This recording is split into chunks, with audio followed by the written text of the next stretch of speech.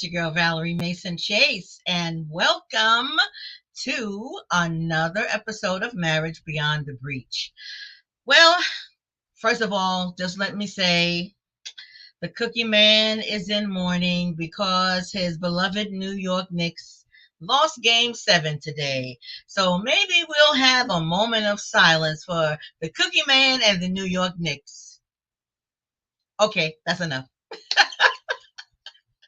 But anyway, today we are going to talk about something that I believe impacts a lot of individuals.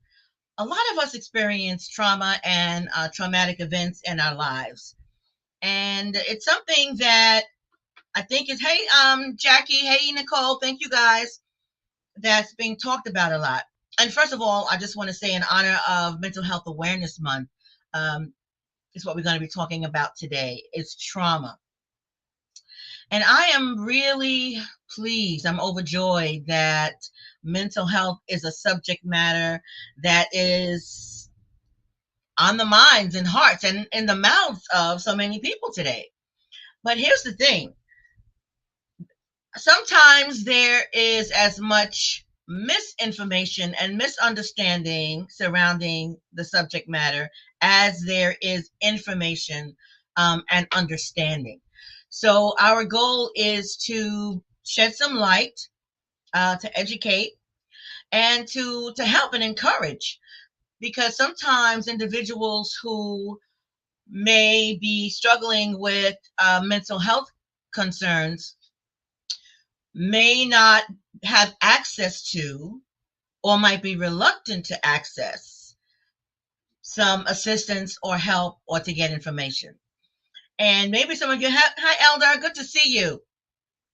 Maybe some of you have experienced trauma in your life, and maybe it's impacted you in a way that you've had challenges in your personal life, challenges in your relationship, challenges at work, even challenges in our houses of worship.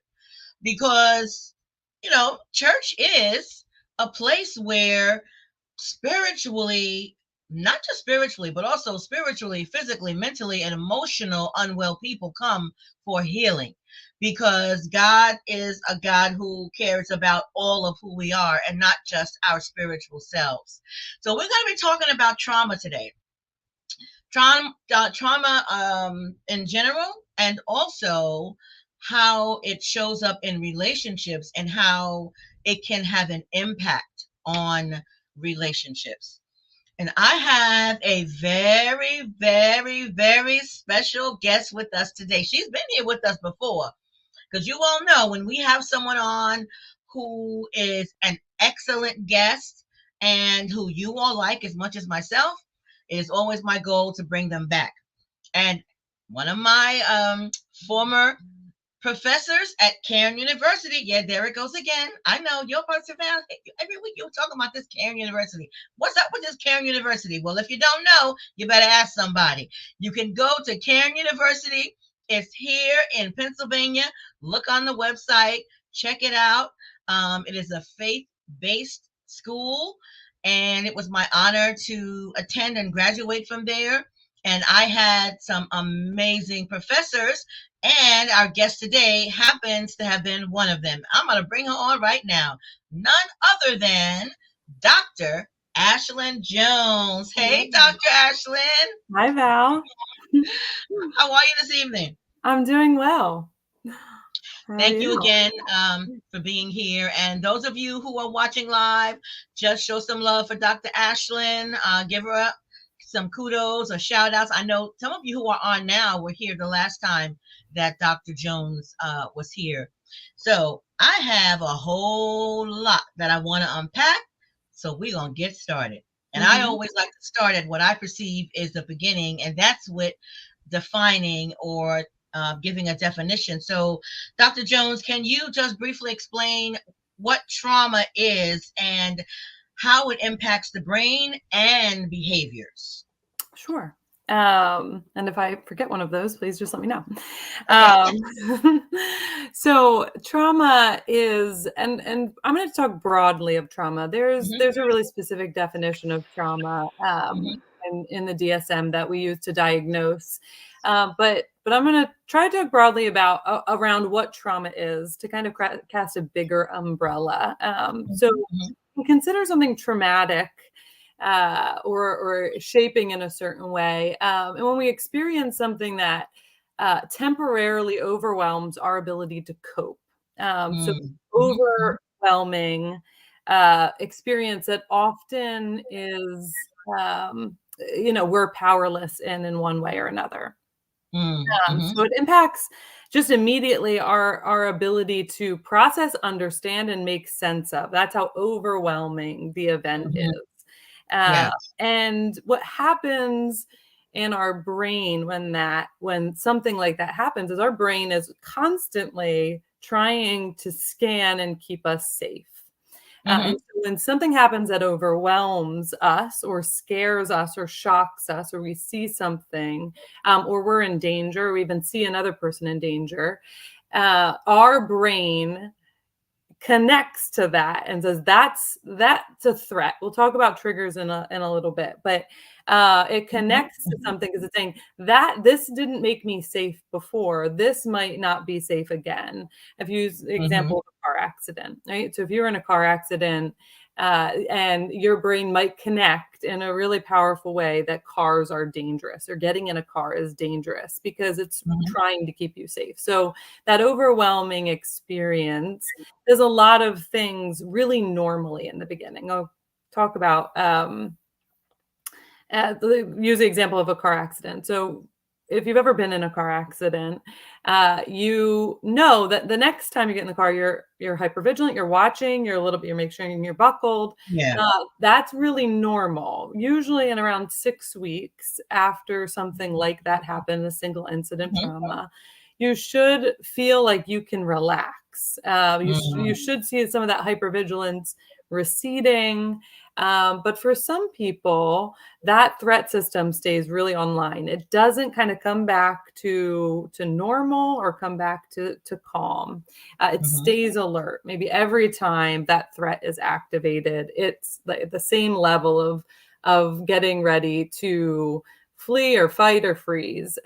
So that's one, and the brain is really remarkable for that feature, right? We want it to work that way. And so it makes a lot of sense when you understand what people have experienced, why they're responding in certain ways, because again, their brain has connected that certain experiences to threat.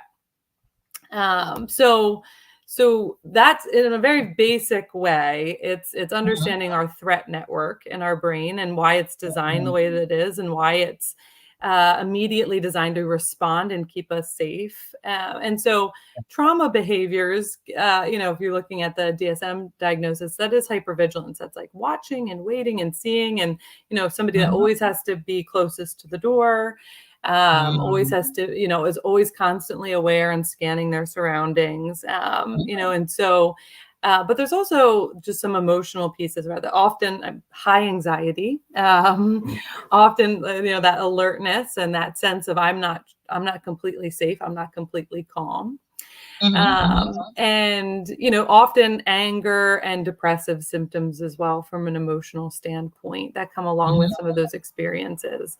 As a resource, and I'm sure many people are aware of this, if you look at there's a wonderful TED Talk called the ACEs, Adverse Childhood Experiences Scale. And Nadine Burke-Harris did an incredible TED Talk on what shapes us. But I think one thing that I would say, and that's why I'm kind of doing a bigger umbrella, is it's not like a war experience is obviously a traumatic experience because you're overriding that threat network all the time. You're retraining it actually to run into danger. You're not like, in many ways trained to listen to it to get out of danger. So we can kind of understand that as, understand that through the lens of trauma. But the Adverse Childhood Experiences Scale really points out things like divorce, all pre-18, things like divorce, growing up with a caregiver that was incarcerated, growing up with a caregiver that was had mental health issues, caregiver with substance abuse issues, witnessing domestic violence in the home, neglect, all these different pieces that really, and the point she makes is actually experiencing trauma doesn't make us very different. It actually, is more of a commonality than anything. Many of us, if you take the adverse childhood experiences and think about your own life pre-18, most of you are going to have an ACE score. Most of you are going to have experienced a shaping adverse childhood experience that did, and the significance of pre-18 is your brain is developing so rapidly during that time that trauma and adverse experience impact on your brain is going to be so much more profound if you experience it pre-18. But it wouldn't, and again, she makes this point that like, this is all of us. Like, this is kind of the responsibility, and the cultural conversation has shifted not to like, did you experience trauma, to like, how have your adverse life experiences shaped you and your responses? And so it's very rare, I think, that I find somebody that doesn't have trauma or adverse events that have really powerfully shaped their threat networks in their brain to attach to something that eventually starts to get our attention because it's showing up in some sort of maladaptive way later on. And I'll talk about that when I talk about relationships, but I'm trying to, I'll stop there. So I'm trying to, yeah. It's interesting that you mentioned ACEs, because I actually, maybe a couple of years ago, maybe when I was a student at Cairn, at some point, I did do the ACEs, and I kind of was surprised at my own score. I was first surprised at some of the items that were on there, because I think even food insecurity or poverty, I think it might be one of the items on there, on the ACEs, and I scored pretty high on the ACEs, and I'm glad you mentioned that, because actually that is something I want to have as a topic at some point later on, to talk about the ACEs, the adverse childhood experiences score, because like you said, I think there would hardly be anyone who wouldn't score something on the ACEs assessment. And you're talking earlier about our brains and the wonderful ways in which our brains work. When I hear a statement like that, it just puts me in awe of God and the way that He created us. Because He created our bodies in such a way that and there's a lot of ways in which our bodies and even our minds can heal itself. And then there are things such as trauma that we experience that might create a level of fear, but sometimes that fear is appropriate. It warns us to avoid certain things, because you mentioned fight, flight, or freeze. And without that impetus of that level of fear, we might not take flight when we should. So yeah, that's a good thing. So, and again, I want to invite you guys, anyone who's listening, if you have any questions for Dr. Jones, don't hesitate to put them in the chat. If you have comments, don't hesitate to put that in the chat, and share with us if you have a particular experience with trauma or something traumatic that you experienced, or a traumatic event that you witnessed. Because I think you talked on that also, Dr. Jones. And but for those who are watching, witnessing a traumatic event happening to someone else, as opposed to experiencing a traumatic event yourself, can have the same effect. Right? And I would add to that, Val, because vicarious trauma is, even in our positions as therapists, like repeatedly hearing details of traumatic events has the same impact of trauma, not the same exact impact. It's happening in a different context, but there is such a thing called vicarious trauma. So witnessing it, or even hearing it, or being a first responder that's often exposed to many different kind of scenes of violence or catastrophe. That's that by the nature of their job, they're at risk. They're exposed to traumatic elements in their day to day. Absolutely. And I want to ask my sister friend E. Nicole, who's on here. She's a registered nurse, and she and I worked together for several years. And at one point, I believe she was working in the emergency department. And I know I worked in the emergency department in Brooklyn, New York for a while, and did witness a lot of trauma. And it got to a point where I felt my personality starting to change, and I had to leave there. It impacted me in a way that I actually wasn't as compassionate as I had been prior to witnessing all of that. And I knew it was time to get out, because once I felt myself changing, I left that position and I sought out something else. So I want to ask you this about the impact of trauma on relationship patterns, and in terms of someone who's experienced trauma, how they might struggle with intimacy and trust. So I don't think I use this word when I'm talking about the definition, but to experience trauma is to experience some form of powerlessness. So I think about even what you just said of, walking into your job and experiencing like so many, traumatic events, and one thing you actually said, and I just want to highlight this. I work a lot with burnout, compassion fatigue, and vicarious trauma.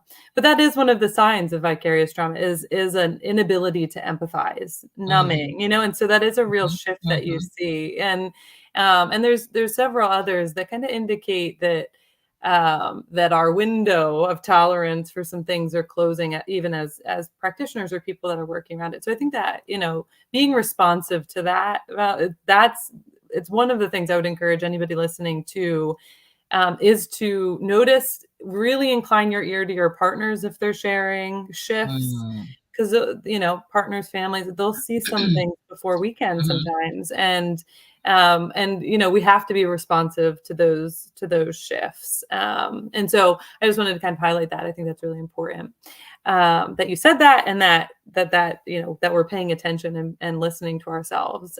Just because we could do something in a certain season doesn't mean that's always the case, or that should proceed. So, but trauma is around experiencing a degree of powerlessness. So Nadine Barquero is actually, I'll borrow her example because I like it a lot, from the TED Talk at Oasis. So she says, when our threat system goes off and we're in a forest and there's a bear, it's incredible that we can run. It's incredible that our systems are built that we can take a life-saving action, or attempt to take a life-saving action. And she says, but if the bear comes home every night and that threat system is activated over and over and over and over again by a caregiver or a close, relative, or that is when you start to see this really confusing impact on the emotional landscape within somebody, because their attachment, like their survival, is dependent on this person, and they're also dangerous to them, right? And that is a really difficult, we really can't make sense of that as children. Right. And so, there's all these adaptive ways that kids learn to survive in situations like that. But even the unpredictability of say that person's not abusive, but they're struggling with a mental illness and they're really unpredictable. That's it's not the same exact effect, but it is the same effect. Like, kids respond to predictability. And so when there's a lot of instability or unpredictability, that sense of powerlessness really carries over, because their threat system is attached to vulnerability is dangerous. So when they find themselves in a relationship with somebody years down the line and it's getting vulnerable, they have a threat system in their brain that says that's not safe. They have learned that they need people to survive, but they can't be fully present or connected or vulnerable to them, because we kind of partition that off in so many different ways. But I think that's a major way in which we see trauma kind of interacting in relationships is there's always a negotiation of power.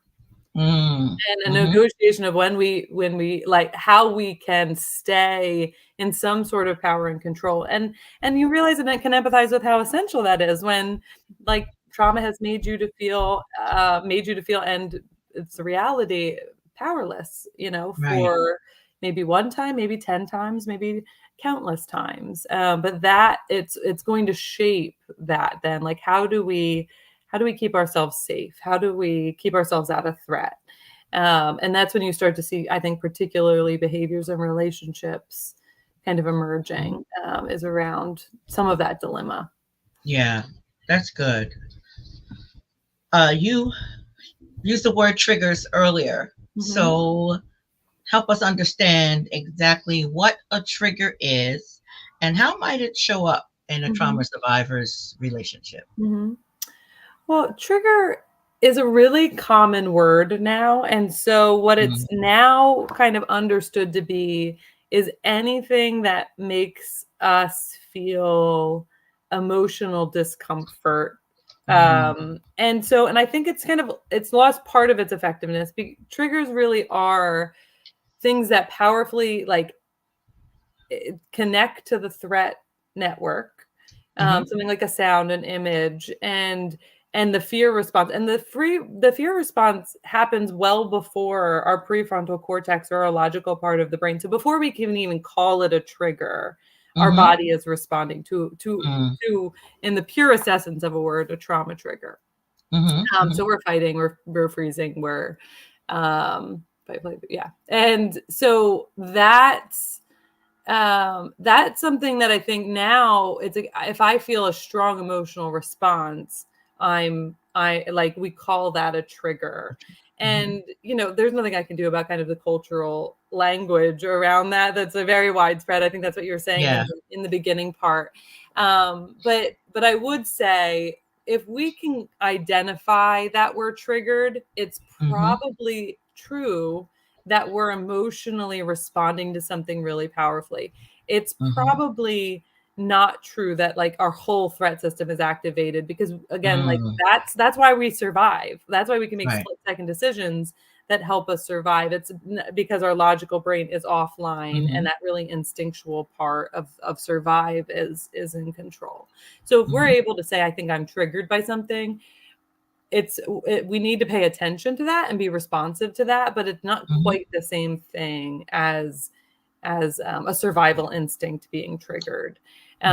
So to whatever degree that's helpful, I think we call them triggers. I think we can understand either or they offer us opportunities on what tools we need to engage with ourselves and to bring our bodies back to calm as soon as we can, or back to a regulated state as soon as we can. Okay. So yeah, because as you stated, that word triggered is used a lot. I hear it a lot. And so if I'm understanding what you said correctly, even though a person is saying, oh, I'm triggered by something, they are or may truly be experiencing an emotional response to something, but it's not necessarily a trauma trigger or something that is connected to trauma, whether they experience it or a vicarious trauma. It could just be there is an emotional response to something. Yeah, and it's a powerful emotional response, right? And there can be elements of threat, right? And elements of dysregulation a part of that. So it's not ignore like it, but it's I think we've just kind of lost the connection to like what like a survival based trigger is, and that's like the Vietnam vet or the war vet that like here's a car backfiring and they're down on the ground before they can recognize they're like in New Jersey, so that is, in its essence, a true trauma trigger, because that was a life-saving action, prior. I think in this case, there's we're like, oh, that triggered me, that like a trigger warning, which I think are all important things, but I think if we have kind of a way to connect to them, we have some distance from them, which I think is good, as I said. So I think returning to a regulated state as quickly as possible with whatever you're going through is really important. So I'll talk to people a lot about the window of tolerance and being able to tolerate distress. Now, distress should be in your window of tolerance. It's not this happy, peaceful place that nothing bad ever happens in. It's like, no, I can tolerate this feeling of distress because I have tools to tolerate it. And so that's kind of being able to kind of have as much in that window as we can. Okay. Hey, Dr. Danita. Thank you for watching. Hey, Liz. I think I shouted out everybody that I see over there. So I'm wondering about any connection between trauma and codependent relationships. I like this question a lot because I think I see it a lot. So I'll go back to like using that word power. So what I see with people that have trauma and you know, I see this with people with anxiety a lot as well. So if you experience and are responding to trauma like everybody else has more power than I do, and then you know, your world becomes about like minimizing anxiety triggers versus I think the opposite approach is I can like, it is my responsibility to learn to manage my trauma, gain tools for emotional regulation. But for a person that like truly has been victimized, they truly have multiple maybe experiences of feeling powerless.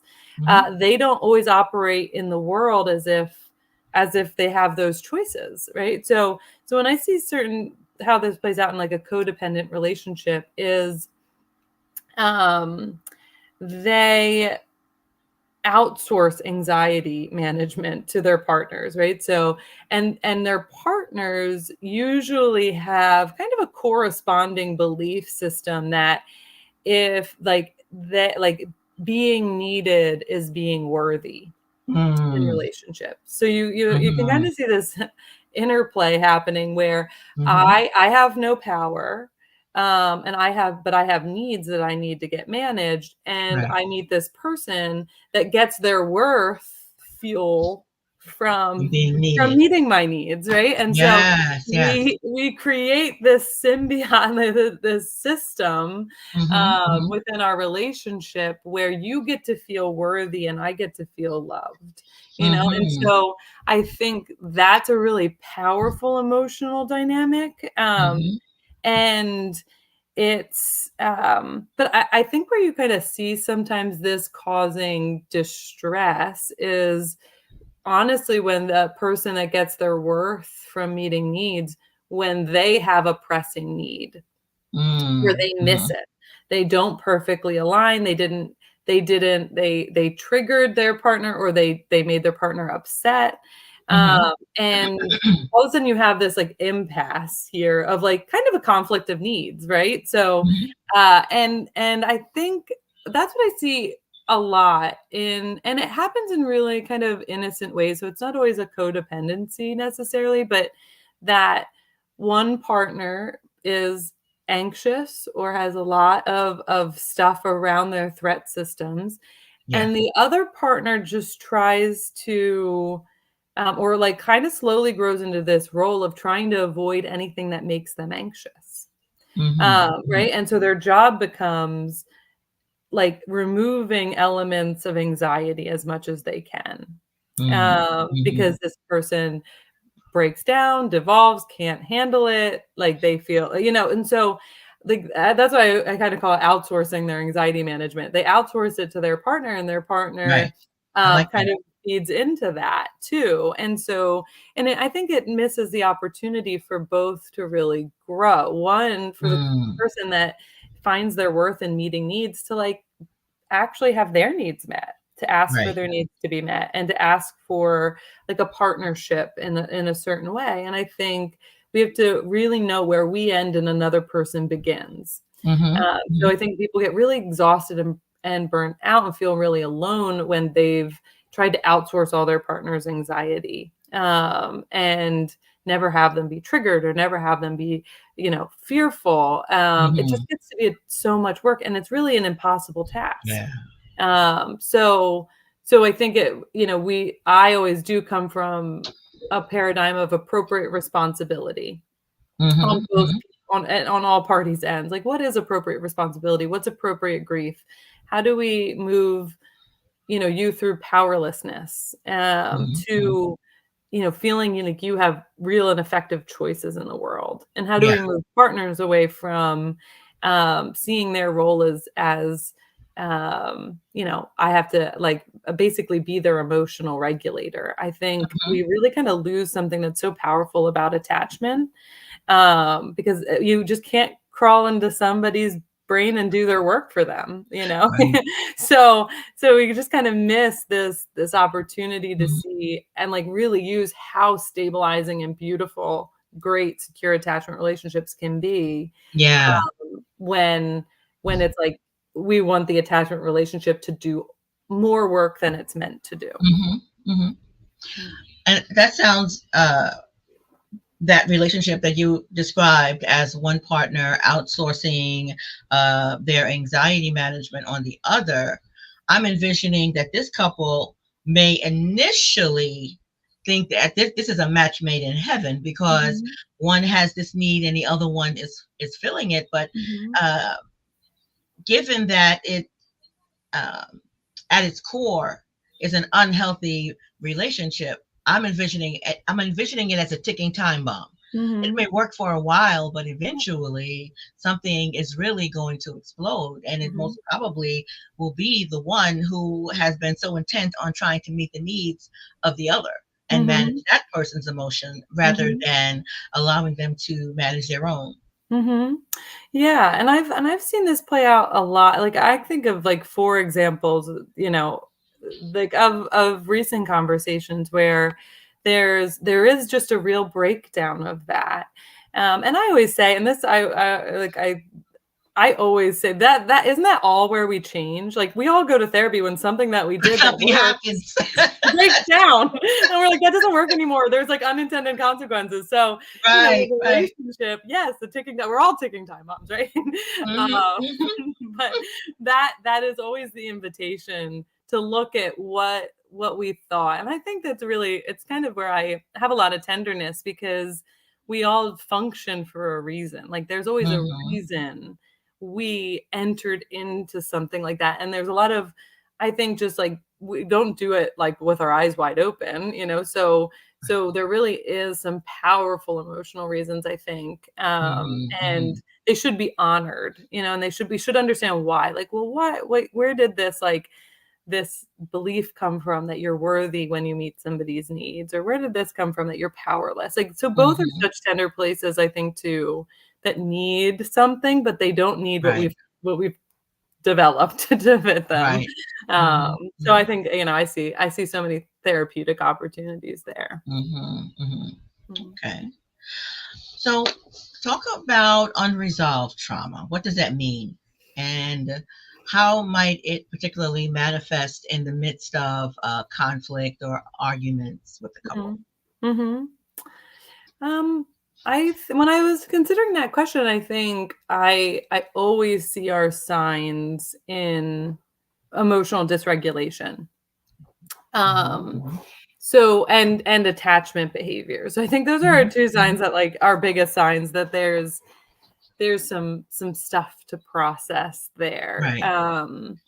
And and again, attachment is not just a romantic relationship. I think if I think back on my personal journey, it was really a relationship with a friend that started to, one, be very healing, but also show me like some things about my behavioral patterns that really were unresolved. And some of my emotional responses that really came from a certain place. So, I'm so grateful for that relationship. But I think those are our signs. It's like when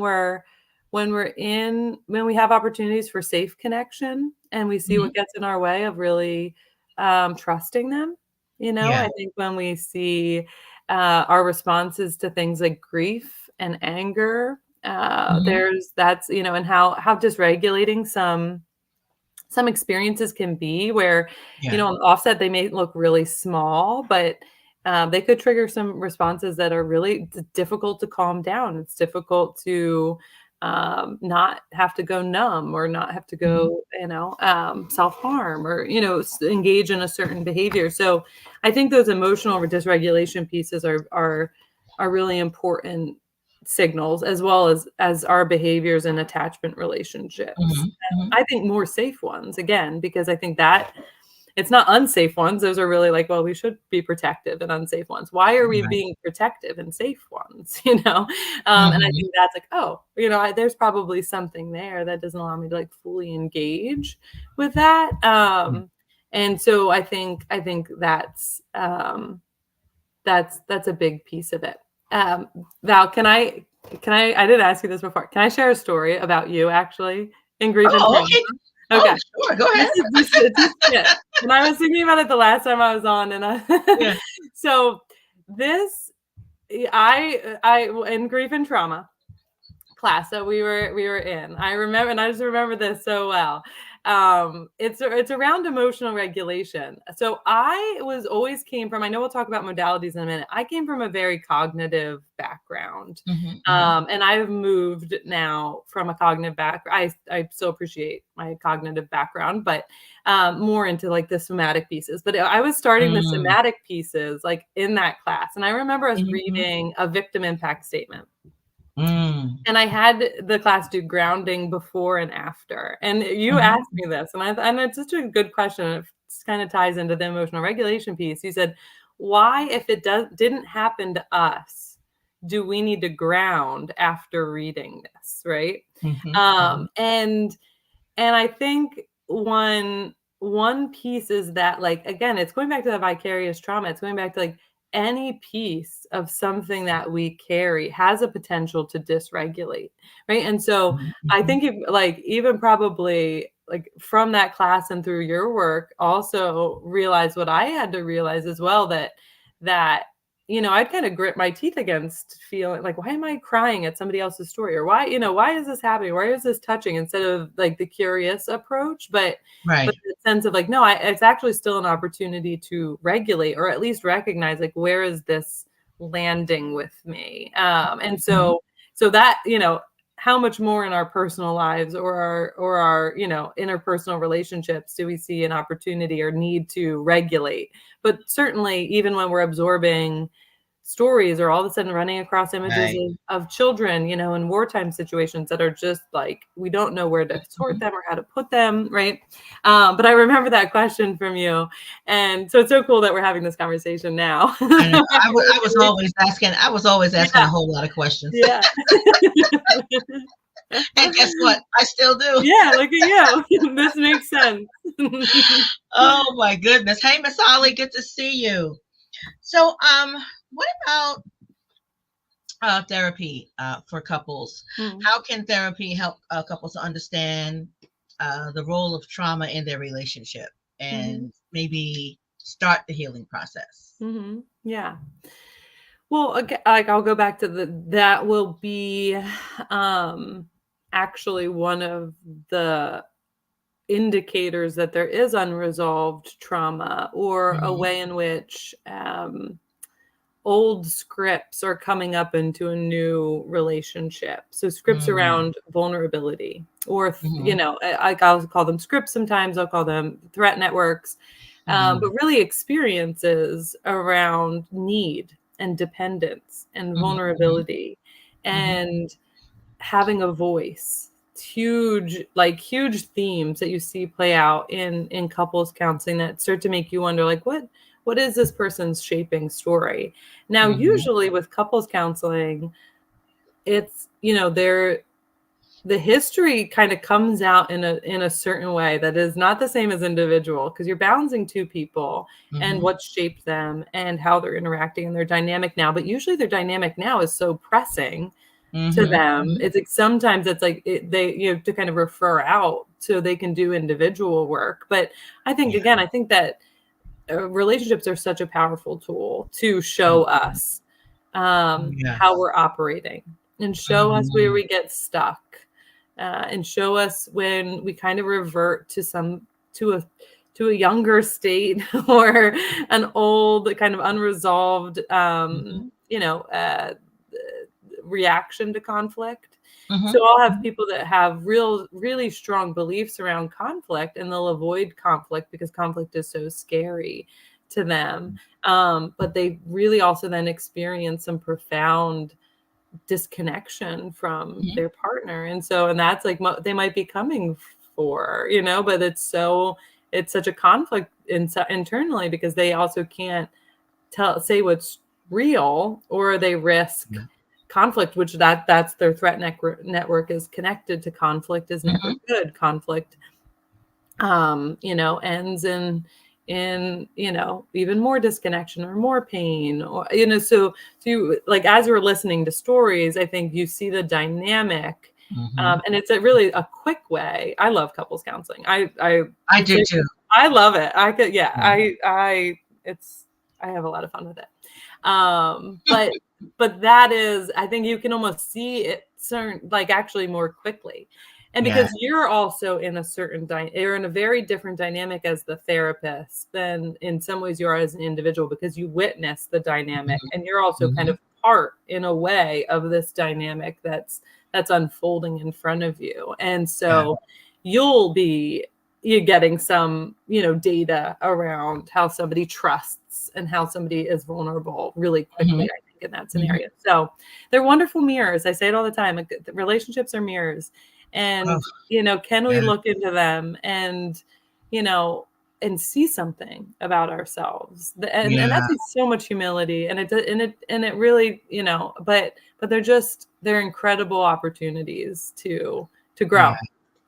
Absolutely. And like you, I love doing couples counseling. I don't think I have, well, let me rephrase that. I know I have not counseled a couple where I didn't also do at least, and I tell them in the beginning, I want to do at least one session individually with both partners.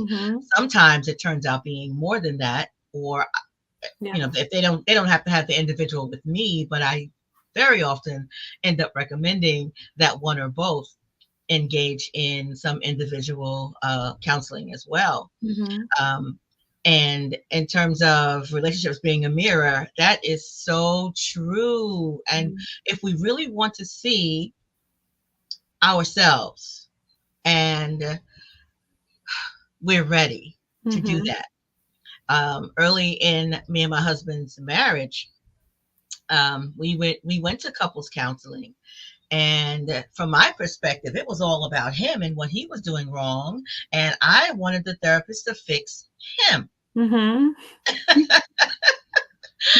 I remember like it was yesterday, and we were having a conversation with the therapist, and I was just running my mouth and going on and on and on. And the therapist looked at me and he asked if I had ever experienced any sexual trauma. And I said, yeah, but that's not what I'm here for. I want to talk about him. Because I wasn't ready to deal with all of that. Neither could I see how not dealing with it had such a negative impact on our relationship. So calling it a mirror I think that is so accurate. But we need to be able to and willing to open our eyes and see what's in that mirror. That's step number one. And then having the willingness to deal with what we see when we do look at it.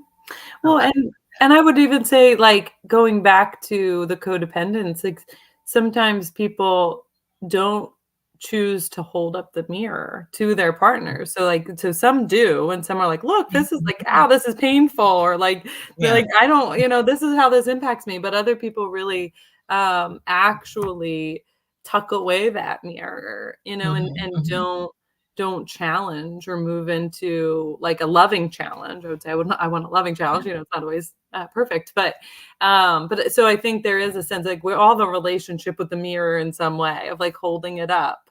And there's just all sorts of narratives around that and around relationships. But yeah, I think there's of course then readiness to see something that we need help to see. And we feel safe, or the timing is right. Timing is everything. So timing is everything. Absolutely. Yeah. Hi, Lauren. I don't know if I said hi to Lauren already, but if I did before, I'm just saying it again. Hey, Lauren. Thank you for being here on this evening.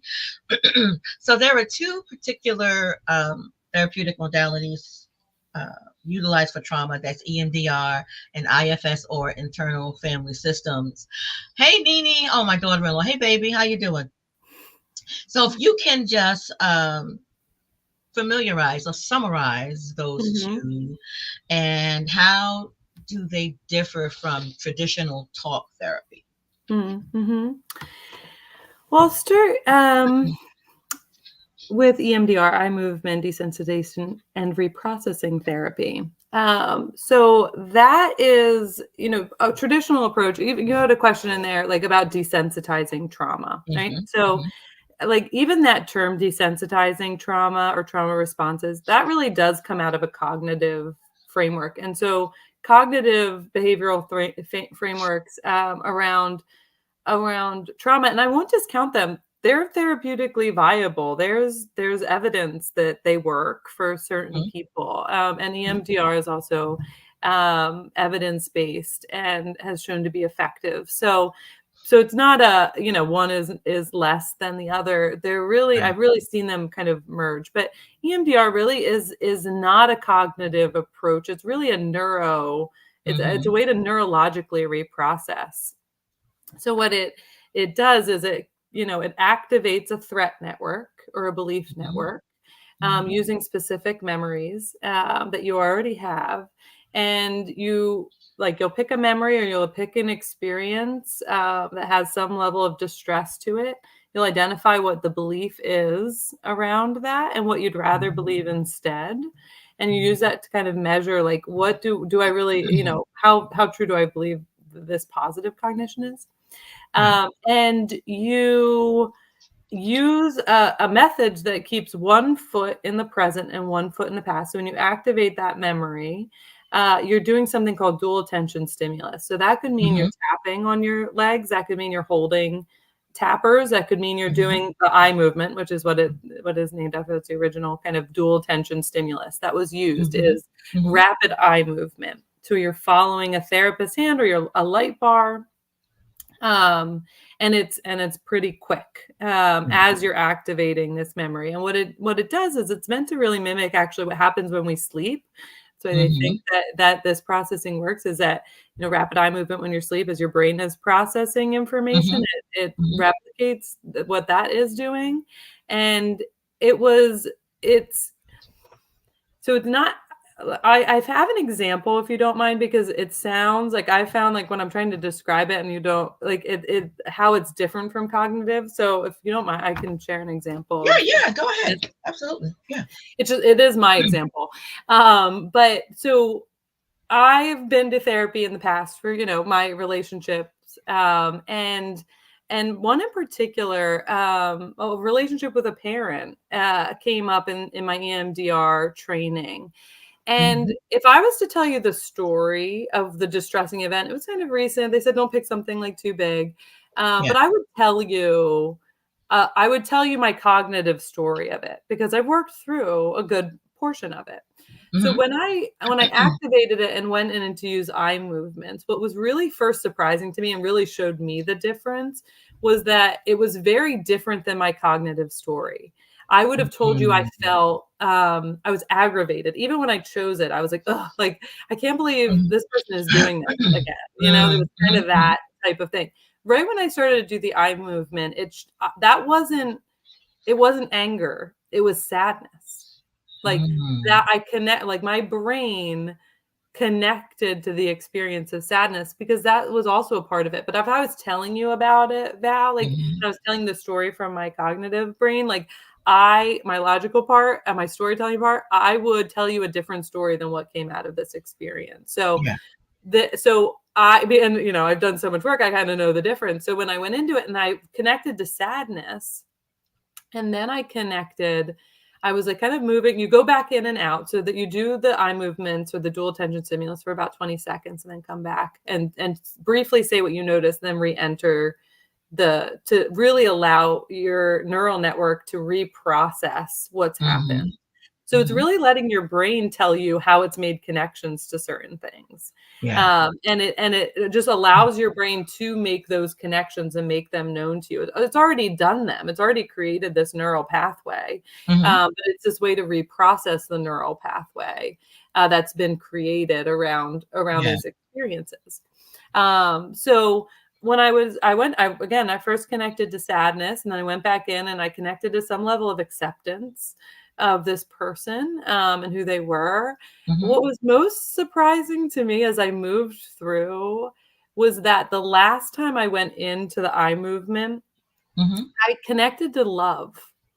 Like a really visceral connection to my love for this person that honestly, I think some of that like cleared out my ability to then connect to like my actual love of them. Because I would tell you if I was in my cognitive space, I would say, like, all right, and I love them, you know, like I would say that. I would just be like, and like, I'm like, oh, you know, and it would be true. But I think what showed me was like actually how it's been a long time since I felt really connected to that love. And it was just such a powerful experience and such a difference. And if I had told you the story and worked through it, I would have gotten to a place. But what I could do with EMDR and that kind of dual processing of one foot in the present, one foot in the past, letting my brain, you know, make the connections to it was much more powerful. And so that's, you know, it doesn't work the same way for everyone. For people with complex trauma, there's a lot to do kind of around those pieces, like those tools to really regulate is really important. Your brain probably has pathways to really distressing places, and you might not all be ready to go there. So EMDR has a couple ways to kind of, one, just make sure you're well resourced for that work, and well able to follow your brain connections where they lead, and then manage what can come up as a result of that. Because again, in another session, I had a memory of a dream I had when I was 5, like and it made a lot of sense why my brain connected to that memory, but I wouldn't have again ever found that probably in a verbal processing. So it kind of just opens up this like following your brain actually back to the connections and helping your brain reprocess that you are safe, that you are in the present, that this is different, or you have different tools now. So it's really trying to teach your brain, one, that it needs to process what's unprocessed, but also that you are a resourced person now, you know, and you have choices and you have abilities. So that's that is what EMDR is kind of in a nutshell. And you know, there's a lot around. I think that there's, I mean, many articles and evidence that of its effectiveness and how it's been helpful in trauma and reprocessing negative beliefs. So, but internal family systems is a little bit of a different modality, but where I would see them overlapping is that internal family systems can be a really powerful way to populate connections to make in EMDR. So internal family systems is really connecting to parts of yourself. So parts that have been shuttered or silenced or you know, hurt so badly that there's other parts that come in, like perfectionism, like addiction, like obsessions that really try to manage your experience, really of vulnerability and pain. And so it really helps you understand this internal landscape as parts. And I think that's really and what I really appreciate about internal family systems is it does kind of picture it sometimes like a table, right? And you have lots of different, so it's not to just silence anger. It's like, what does the angry part want you to understand about it? Can we sit with the angry part a little bit? Can we sit with jealousy a little bit? Can we sit with, all of the parts in our internal landscape to understand what they mean, and then to make a decision about them, instead of them anger being, all of a sudden a part that becomes, the head of the table and dictates everything. So I appreciate the way it kind of tries to slow down and identify parts of you and your experience, and what parts of you have been their IFS would use the language exiled, those parts of yourself that have been shuttered or hidden as a result of trauma or experiences. So sometimes they use inner child kind of language as well around that. Okay. So I'm wondering if you typically will use the two in conjunction, depending upon the case, or you might use one as opposed to the other, also depending upon what's going on with the client. How I would probably structure it is to use an IFS understanding first, because that's going to inform pieces of, and there's some, I've done work with that around even using sand tray to symbolize different parts.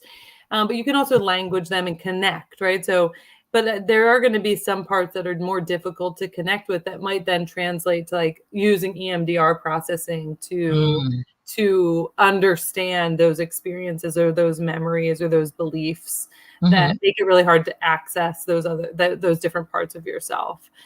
So that's probably how I would structure it. I know there's plenty of people that use it in conjunction, but it makes sense to me to kind of understand that person through an IFS lens first, and then kind of move towards EMDR. Because IFS, you can get a lot of history too, and you need a lot of great history for EMDR to be really successful. So that part can give you a lot of history on that person's lived experiences. Okay.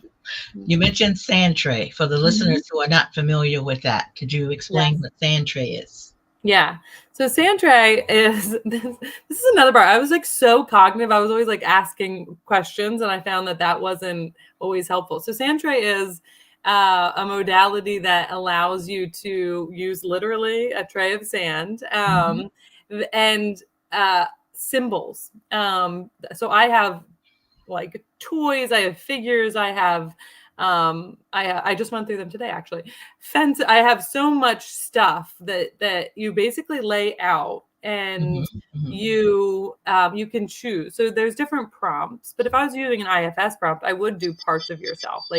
Can you do something that describes a part of yourself? So and can you build a sand tray that represents how you see yourself? And then what I found is symbols just have so much power. And so how a person connects to a symbol, I'm choosing this to describe this. It is so powerful. I've had people ask to take symbols home with them because it just connects so powerfully to them. But especially this picture, basically, they create using all these different symbols and figures of their inner world. And again, they don't use words first. They use a picture, an image. And that's just a really powerful way to connect to a form of storytelling we don't always get to in talk therapy. Yeah. I know sand tray is used with children as well. Do you counsel children? So I don't typically counsel children. I have some experience, but most of my experience just by happenstance, not that I necessarily chose this, have been teens and adults. And I will say I love this generation of teenagers. I think I didn't love the generation before when I was starting out, and I was I found it harder to connect. I think that's probably also some personal stuff and growth, but Mm-hmm, I mm-hmm. love Gen Z. I think they're great. So I work with a lot of teenagers and Yeah. older adults. Yeah. Okay. Well, God bless you. For me, by choice, it's Yeah. adults, 21 and up. Yeah. Yeah. Maybe because, uh, I don't connect as well because I'm just a little bit older. Mm-hmm. So Yeah. that Yeah. might be a part of it. Mm-hmm. So, for those who are listening and who might be struggling with uh, trauma or trauma related challenges in their relationship, what resources might you suggest for them to guide them toward a better understanding and hopefully towards healing? Mm-hmm.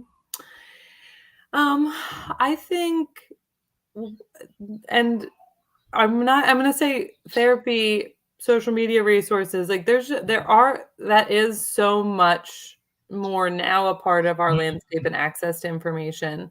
And Mhm. what I would say around that is really like take a resource and just dig in a little bit more. Like just ask like a question, like do you see this in me? If you find a social media resource, right? Just ask somebody that knows you well where they see that being true or not true. Like I think like Mm, testing it, because I think people see labels and like, something, and like we're just developing I think a shallow understanding of our inner world yes, through yes. some of that. And I would say there's wonderful, helpful, explanatory resources. But like I just always want to take the application just a step further, like digging a Mhm. little bit deeper. And so like now kind of my encouragement to people is to use the people around them first.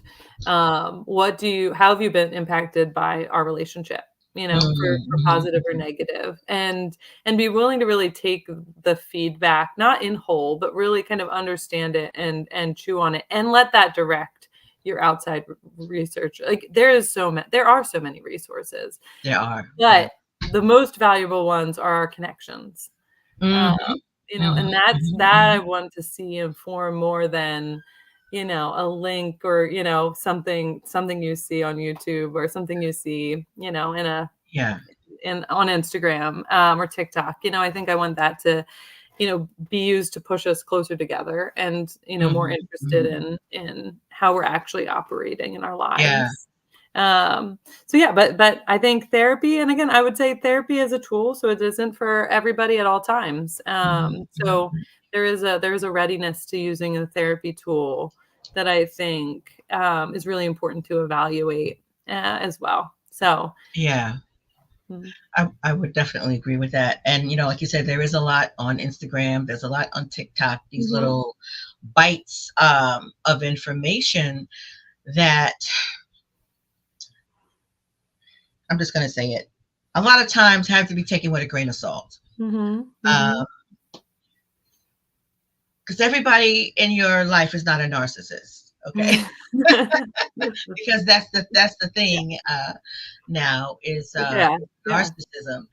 And just because someone may be what you consider to be a little bit erratic doesn't mean they're bipolar. Mhm, mhm, So I think if those little snippets were utilized more for reflection than looking outward at the mhm. people in our lives, they might be a little bit more helpful. What are your thoughts Mhm. Mhm. Yeah, I do. The narcissist one is the most popular one, I think, on that? which I have like an internal reaction to when I hear it, because I think I'm like, okay, so they're self-absorbed. Are they clinically self-absorbed? Let's look at that. But I agree with I agree like fundamentally with what your position is that there's, and I think some of it has played out in the trauma conversation. So, you know, it is kind of around a responsibility theme, a self-responsibility theme. Mhm, It's mhm. we have to look at what we've experienced and where we end and another person begins, and really take it seriously, more seriously than anything, what we do. I want people to recognize abusive relationships quickly. Right. I think ACEs is an incredible tool for prevention. I think so much that we have out there can help us. But I Mhm, mhm. agree. I think mostly we have ourselves, and mostly we have some choices that we can make within our own internal landscapes without, like turning to everybody else to diagnose or to understand. And I think that's just part of appropriate responsibility too. And ultimately, we'll we see that. Alrighty then. So what would you like to leave with our viewers? What final words, encouragement, suggestions? And also I want you to talk about your practice. Oh, thanks. I think what I would want to leave anybody listening is with this model. And again, I've said it before, but appropriate grief and appropriate responsibility. There are things to grieve, and trauma work is in large part grief work. There are ways in which we've been made powerless that are horrible and terrible and should not have happened. And there's much to grieve. And so I think I would always encourage somebody like, what is our grief work, and where do we have some choice and power? And so that's what I would want anyone to think of around themselves, that no one person is fully responsible, for the work of another person, especially in adulthood. Right. And so that there is this invitation into some really important personal work. So I would say that. And I always look through that lens whenever I'm working with people, is what's ungrieved, and where can we make some steps. So I thank you for sharing that. I and myself and a colleague are running a counseling and training center in Yardley, Pennsylvania. And we oversee just a wonderful group of counselors who just have, they're incredible. I think the counselors are incredible. I've trained them all, as I've said, and they have all worked through, and because I know them, I can say this, they've all worked through their own stuff, which if I was going to say a message to therapists, it's like, work through your stuff, because, that's going to make you more effective. It's going to give you this kind of openness to the work. So we get to counsel and train, and I get to be back in a training role, which I have always really loved and appreciated that part of myself. And so we're building and we're growing, and I work with, I know I said this before, but Meredith Luther, who's just a fantastic partner. So I get to work with a friend. Also from Cairn University. Yes, she is. And just really, I'm sure Val, you feel the same way. It's an incredible profession to work in. It's no one hour is the same. And it just invites so much joy and pain and highs and lows. And so I love it. And I'm really blessed to work in the field. So. Yeah, as am I. I consider it an honor. And sometimes I even share that with my clients, that I am honored to be able to walk with them through what very often is the most difficult situations and times in their life. So it's really an honor, and it's a privilege to be able to do that and to hold it with someone. It means a lot. And it's something that I know most of us, we don't take it for granted. Right. Yeah. We don't take it for granted. So, Dr. Jones, thank you again. And for those of you who are still on, show some gratitude for Dr. Jones. We gotta treat our guests well, because we want them to come back. Listen, before we came on, I was already talking to Dr. Jones about programming for starting in the fall on through next year. So I definitely would like to have you back again, Dr. Jones. I really appreciate you. I appreciated you as my professor. I appreciate you now as a colleague. I appreciate you taking the time to come here and share your knowledge and your expertise. See, that's something that I really love, when individuals have expertise in an area and are willing to share it and to present it, to be a benefit to others, because whatever we have is not just for ourselves. We're meant to be helpful to others. We're meant to be an asset to the kingdom, because as believers, we know that we're meant to be an asset to the kingdom, as well as to our community at large. So I want to thank you again. Those who are viewing either live or later, I thank you. I appreciate your support. We will not be here next Sunday. Well, first of all, my family, my children, their partners, and the grandbabies, we're having our Soul Food Sunday. I try to have everybody over for a Soul Food Sunday. At one point, we were doing it every month, but we got kind of away from it. So we're having our Soul Food Sunday. So I will not be here. Plus, it's Memorial Day weekend. The following weekend, Dr. Danita Thompson will be back, and she will be talking about trauma bonding. That's another phrase that I've been hearing a lot, and I want to unpack and shed some light on that as well. So, Dr. Jones, I appreciate you. I love you, and you'll be hearing from me. I can't wait. Thanks, Val. All right. Have a good night. Good night, everyone. I'll see you in a couple of weeks. Okay. Bye-bye.